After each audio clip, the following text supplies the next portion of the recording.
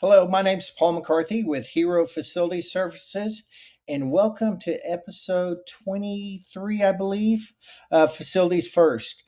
On this one, I've got a guy that when we think facilities, we usually think four walls and typical restaurants, buildings, and so forth. And I kind of went searching and found a guy that you're not going to want to miss this one. So without further ado, I'd like to welcome Bill Keys with Under Canvas to the show. Bill, thanks for joining me. Well, thanks for having me. I appreciate it. It's been a couple back and forth trying to get this scheduled, but now we got it going. And first of all, say happy seventh anniversary Thank you. with Under Canvas. We just found that out that today's the seventh anniversary. And so we're going to talk more about Under Canvas and how y'all are unique and everything. But I start all the shows same way with a little icebreaker. So we're going to go through them. First word that comes to mind, just spit it out. Some of them I may have you elaborate on. So coffee or energy drink? Coffee, black coffee. Black coffee. Mountains or beach? Both if I can. Okay. What was your very first job? I worked for my dad at his dealership uncrating four wheelers. Oh, okay. I was about 12. About 12. Okay. Child labor laws weren't in effect back then. What's one tool you couldn't live without? A pocket knife. Oh. What's your biggest facilities pet peeve? I really don't like to see switch plates that aren't square or screws that are in different directions on a switch plate or, an outlet plate. Okay. Okay. Very detail oriented, I can tell. Yeah. Do we have those O and the C and the D initials somewhere or let's do it? Not clinically, but possibly. We'll ask your wife after the show. Yeah. So, if you weren't in facilities, what would you be doing today? Um, that's a tough one. Probably some sort of park operations, which is kind of where I was headed before I got into facilities, really. Okay. Okay. So, your team, all the people that report to you, what's one word they might use to describe you? Oh, that's On a good day. On a good day. yeah, on a good day. I think helpful. I would like to hope helpful, understanding, something along those lines. And I think I know the answer to this one, but favorite national park? Yellowstone, hands down. That's what I thought. And if my memory serves me, that's where Under Canvas started, is in West Yellowstone, right? West Yellowstone, Montana was our first property. First property. Okay. And that started 2012 ish? Yeah, that was pre my time, but yeah, that's right around then. Okay. But you spent some time there, and that's, you talked very candidly and how much you love that place. So Yeah, I knew, I gave my 20s to Yellowstone National Park for sure. did you? Oh yeah.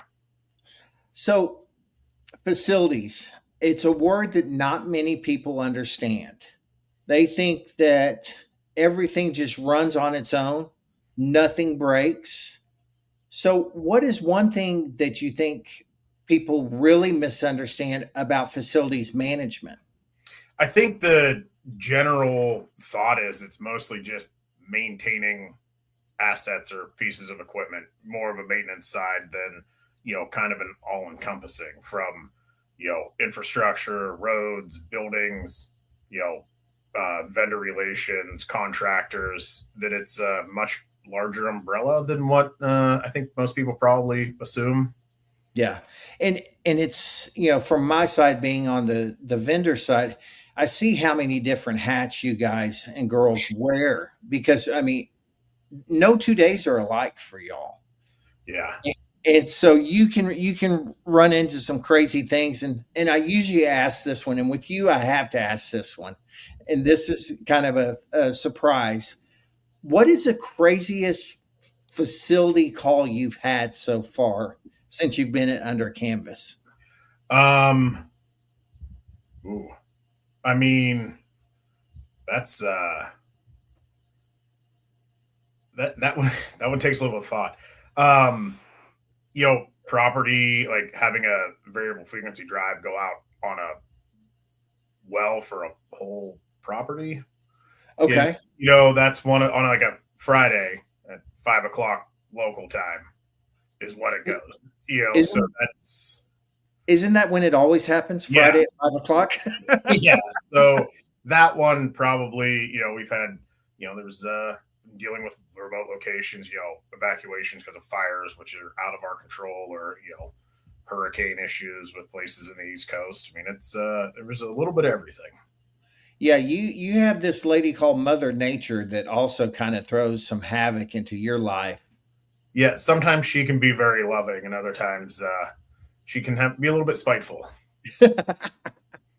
So let's learn a little bit about you, Bill. So tell us about yourself, your career, uh, just who you are. How'd you end up at Under Canvas? Um, I went to school at Potomac State College, West Virginia University for forestry, recreation, and parks management. I got out. Uh, Thought it was 2010, so post the 2008 economic issues. I ran a small community park at about 100 or so permanent campsites. Had events, ran coordinated events there, and then and 2 years in and decided before I applied for a job with the state, I was going to go to Yellowstone for a summer. That summer turned into 6 years and probably five or six different jobs Oh, through the wow. course of that. So I did a lot of, I grew up around my dad's shop, worked on a lot of equipment, worked in maintenance when I was in college. So just kind of gravitated towards, kind of for my whole life. But yeah, that was really kind of the catalyst. Did a lot of maintenance whenever I was at that park in PA, just because we had a very small team, and everybody kind of had to do a little bit of everything. So got a lot more involved with it there, and then yeah, got into Yellowstone, working for the concessions company Xanterra, and just it kind of turned me loose. And Turned you loose. yeah, I got to learn a lot of stuff from a lot of amazing people, and really helped my career. Awesome. Awesome. So I'm hearing a reoccurring theme. So somewhere along the way, little Bill said, I want to live a life and work around mountains and be outside. When did that hit you? Um, My dad took me to Wyoming the first time when I was 11 years old, and just kind of stuck. I went to school in West Virginia. I mean, I grew up in West Central Pennsylvania, out in the country, with a BB gun when I was a kid, fishing and Wow. on a four wheeler, and just it's always been something that I've gravitated towards, and this is allows me to do it and see it and be in a bunch of different places across this country. You probably have a dream job for a lot of people, minus the headaches that it comes with every once in a while. Yeah. Well, so you talked about Under Canvas, and you started working with them, and then you were how did that transpire that you moved up through Under Canvas? So a former coworker of mine from Xanterra that worked in our engineering office was with the company, and kind of opened me up to the view of it, or the company itself. Sent in my resume and interviewed with one of the founders in Bozeman, and stepped right into the regional facilities manager role. At that point, it was five or six properties for my region, and have been kind of in there ever since. It's changed a lot as the company's grown. A lot of different things have come and gone, and you know, it's it's been a very dynamic position, and that's one of the reasons why I love it. So a lot of people are going, "What is Under Canvas?" So So yeah, go ahead. at the it is a glamping company. We have properties dotted kind of all across the country at this point, from Maine to California and kind of everywhere in between. So yeah, the idea of it is getting people out into the outdoors without it necessarily being the roughing it. People get out. We have um, some of our tents we call safari tents, which are a bed, a wood stove, and a tent, and then there's a communal bathhouse that has private bathrooms and everything, and it goes up through. The rest of them then have their own private bathroom. They've got king size beds, wood stoves. You've got a full bathroom, shower, sink, toilet right in your tent. So, husbands, you hear that when your wife says she won't go camping, you can say glamping, and you can look up under canvas. And speaking of looking up, Peyton, will you go ahead and put that picture up on the screen, please? So, I found this picture earlier, and when I was looking at the locations, and if y'all can see, that is Mount Rushmore right in the back. And so you could be glamping there and have that view, and that is amazing. And I think you have some others in Moab, uh, the Great Smoky Mountains, Yep.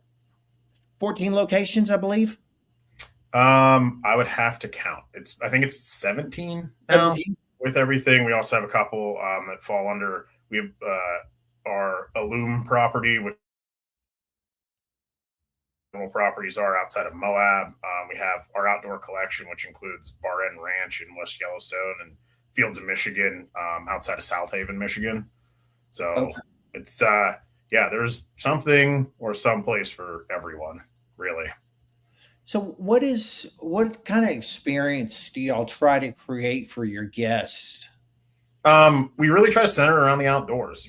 There's different programs we work with, different local vendors and guides, across the different properties for tours. And, it could be rafting, it could be photography, it could just be stargazing. We're really pushing the dark sky compliances and working with that so that people can go out and see the Milky Way or a shooting star that have never seen it. Because it's amazing that people, for me coming from the country, I mean, I grew up seeing the stars and shooting stars and Yep. that, but that have said, like, this is the first time we've seen the Milky Way or seen a shooting star. It's been at our properties. So it really is that experiential all around. It just seeing a different side of nature that I think I call us city folks. We don't get to see it anymore because it's so congested. Well, and it's It's also, the outdoors and camping and everything. It's harder and harder to get into, um, like Forest Service National Park campsites. Then you're packing everything you have, or you're renting an RV, or doing both. So it's really nice to see people that maybe wouldn't experience the outdoors in this sense or in a camping sense be able to come out and do it without it being. I mean, a good tent is not cheap anymore, even for to just have your own, and then the gear for 4 or 5 people. So yeah, it's really nice to see people that are from a metropolitan area. They're like, oh, this is great. This is that have never got to see it.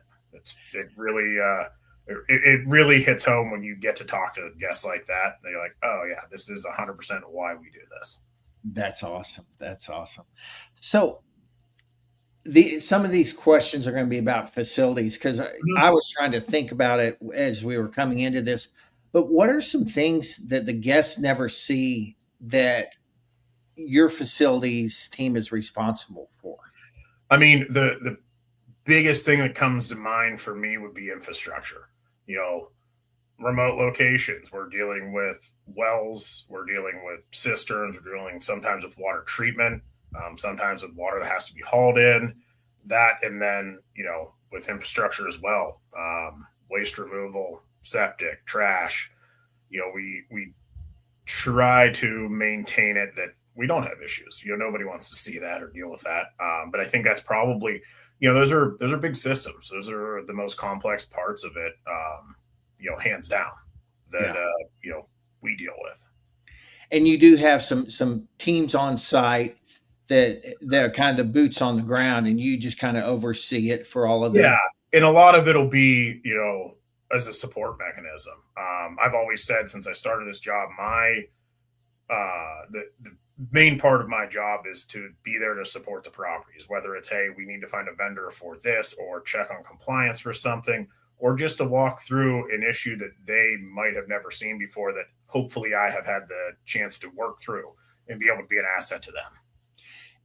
And that's a great point. And this is one thing I hear continuously as I do this show is the facility managers from back in the 90s have kind of evolved, and they wear a lot of hats.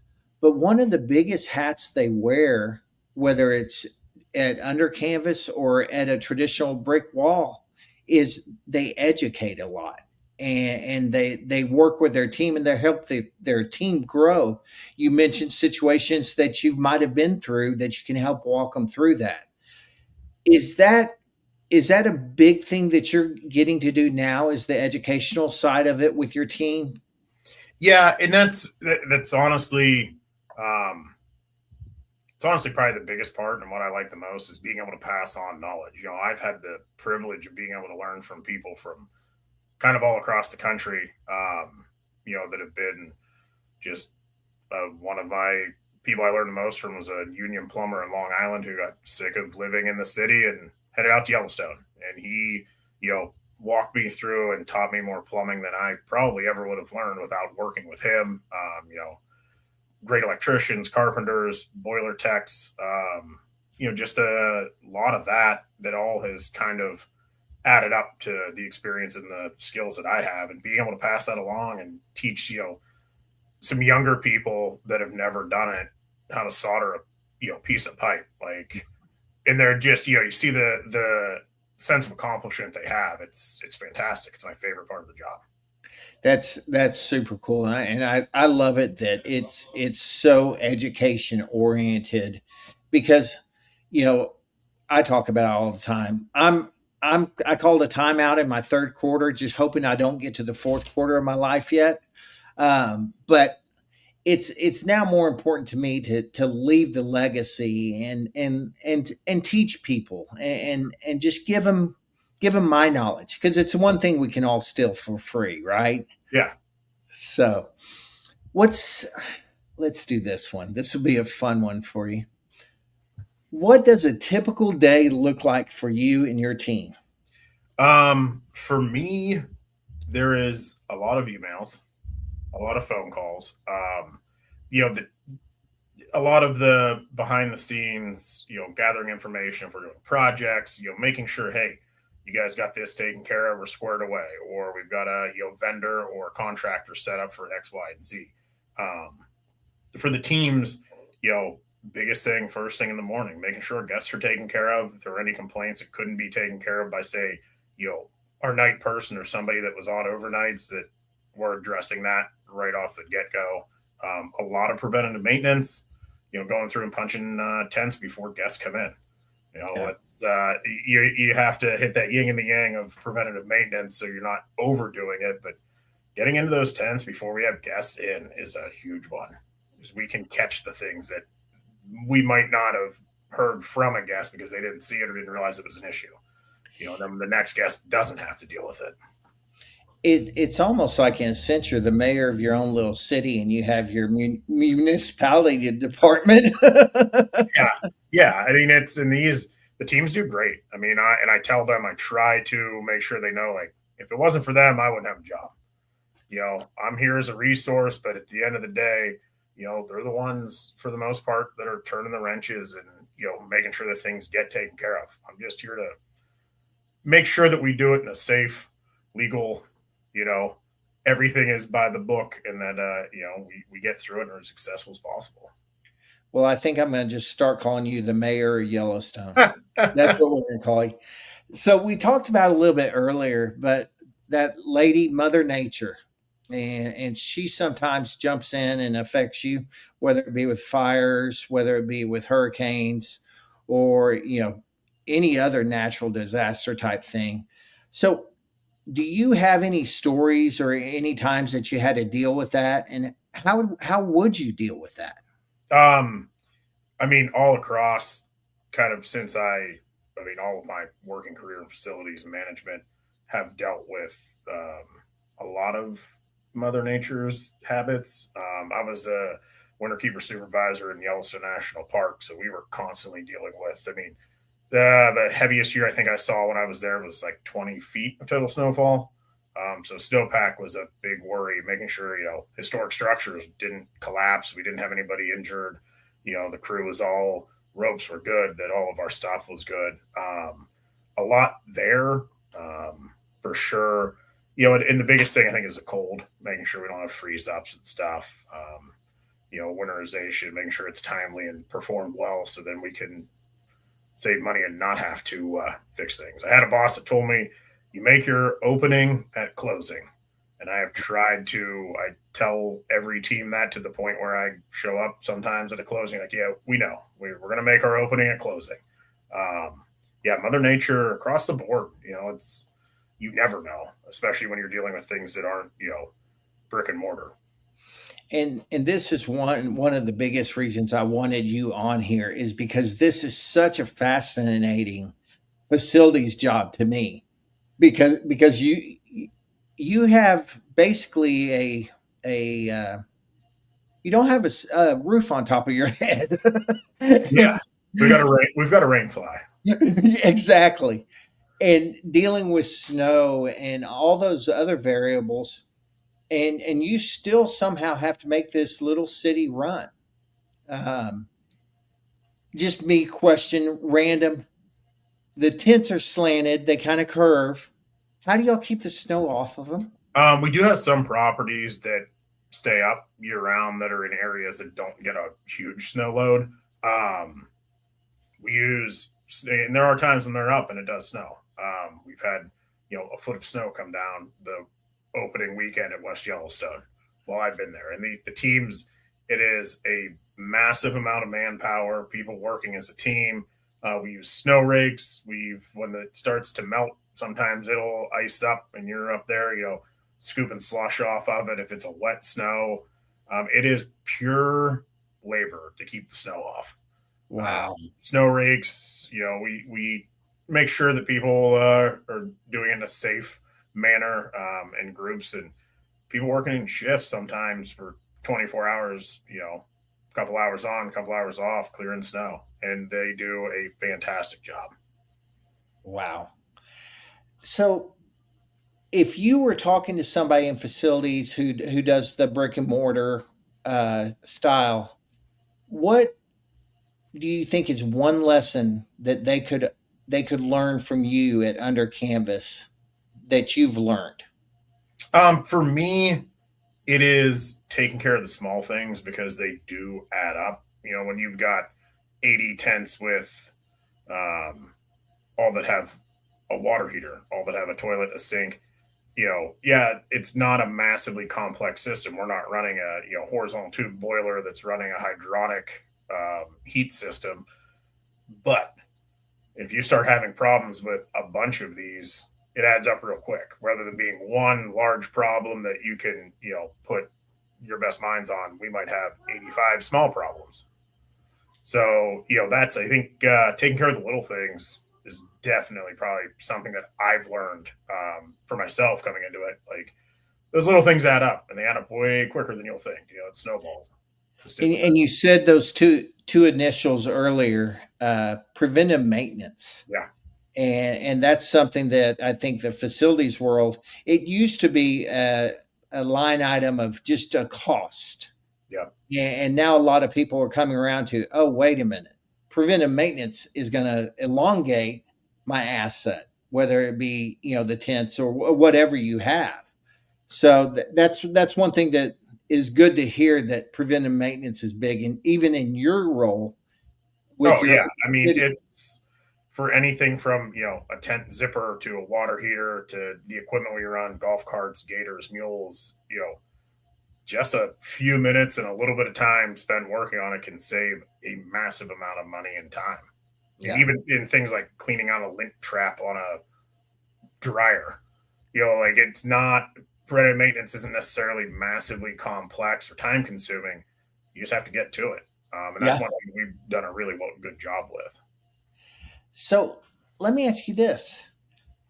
What's a leadership lesson that you learned from either a mentor, your dad, or somebody you've worked with that's just kind of stayed with you throughout the years?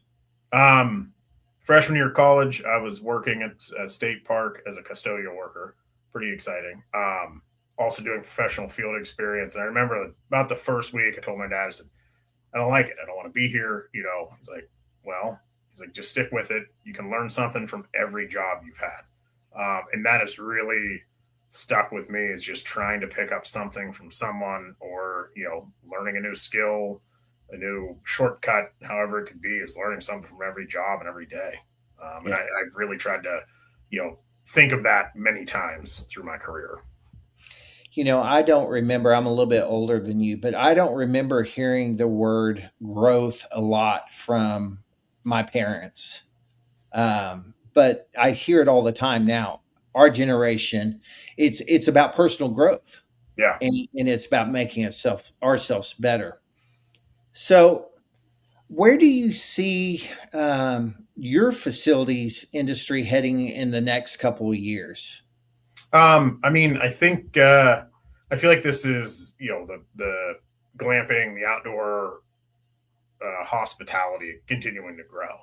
I think there was the great migration. Everybody shifted towards the cities, and now I think people are realizing, like, oh, there's more than the hustle and bustle. And even if they can't leave the city and go, move to a farm or the country, they can get out and they can have these, outdoor experiences without it being a drudge, for, I guess, lack of a better term. Packing everybody up in a cooler and finding a tent and making sure the tent gets set up. I think it's going to continue to grow. I really Yeah. do. Yeah. So let me ask a question about, does have you started implementing AI into some of your I say back of house stuff? Not really. No, honestly, at this point, I do think that it will, as it continues to grow. I think, speaking broadly about facilities, is I think AI will make, predictive maintenance probably a lot easier than what it has been in the past, which, you can save a lot of money if you do it right. So Yeah. I think that's something that we will see come about and be more prevalent across facilities as a Yeah. whole. Well, it has been very, very interesting to learn more about Under Canvas. And for anybody out there, just type in Under Canvas and it says glamping tents and accommodations. Yeah. And there are some beautiful pictures. It's a neat concept. And I appreciate you coming on, but you're not getting off so easy. Okay. I always end each show with two questions. So the first question is going to be, what hill will you die on, whether it be in facilities, leadership, or life? Um, ooh, Probably in life, just that continuing to learn, whether it's, anything that's job related, or your personal life, or, learning a new hobby so that you can pass it on to your kids. Just continuing to learn and grow. That's huge in every part of your life. I like that. So now here's one that's really going to stump you.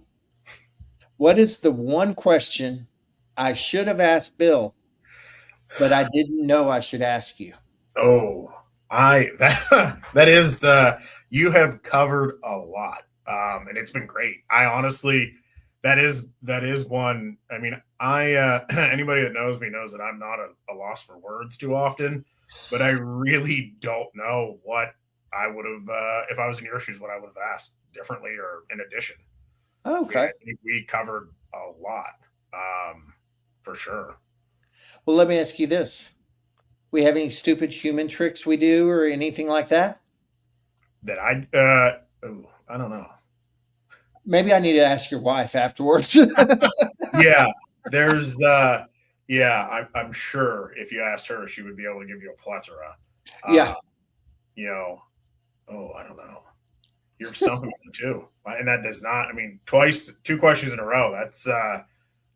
That's probably a record for me, to be 100% honest with you. Well, Uh, I'm going to put that in the win box for me. you should 100. Paul one, Bill nothing. Well, Bill, listen, I appreciate you coming on. We're running out of time.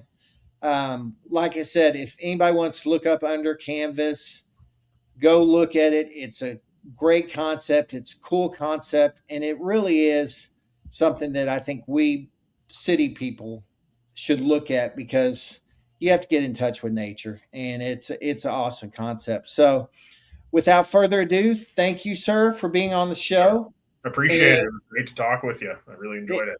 it was awesome. And we'll see you next time on Facilities First. Bye, everyone.